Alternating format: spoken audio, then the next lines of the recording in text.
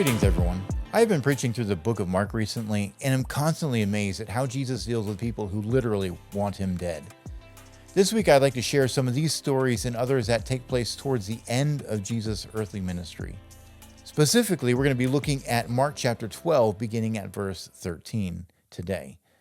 As we consider these verses, think about what you are giving to God and maybe what you're holding back for yourself. This is how this passage begins. And then they sent some of the Pharisees and Herodians to him in order to trap him in a statement. Let me pause here. These are political opponents working together to come after Jesus. Now, don't shoot me for making this analogy, but it's like a far left-wing Democrat and a far right-wing Republican coming together to take out a libertarian, someone who's on a completely different playing field.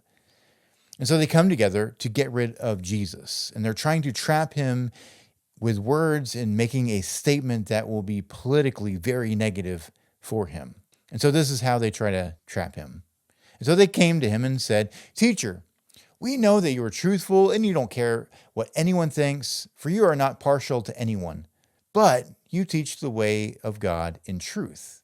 And so is it permissible to pay a poll tax to Caesar or not? Are we to pay or not pay?" Now, this was more than just a question about tax policy.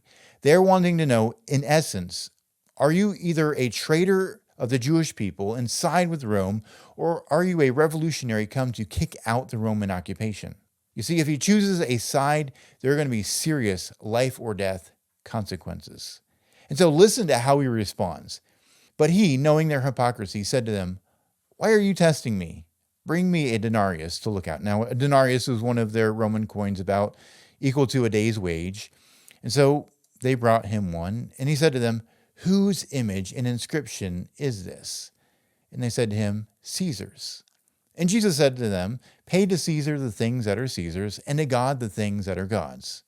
And they were utterly amazed at him. And so the bottom line is the money is Caesar's, and so they are to give that back to him. But they are to give to God the things that belong to God. Now we know that God owns everything. He created the whole universe. And so, yes, he claims ownership to everything. But there is one thing in particular that bears the image of God, just like the coin bears the image of Caesar. And so we might want to ask ourselves, well, what bears the image of God?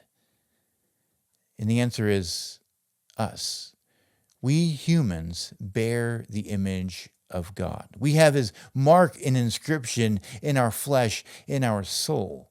God created us from the stuff of this earth, and he formed us into the likeness that resembles himself. And this fact has some really important implications. The first is that because he made us, he loves us and he cares for us. We have worth and value because he made us. And secondly, because we reflect his image, we are to give ourselves to him fully and completely. Now, we like to keep certain parts or certain sins or certain plans away from him, but God deserves everything we have to give. And it's more than just a duty or the right thing to do, but we give ourselves to God because of his love for us. We are simply returning love for love.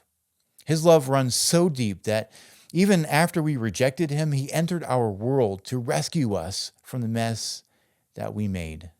So yeah, none of us like taxes or the IRS or government overreach, but we ought to love God and give him everything that we are and everything that we have because he actually loves and cares for us.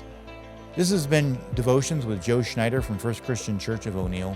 I pray that you have a great day and that you appreciate the value that God has placed on you.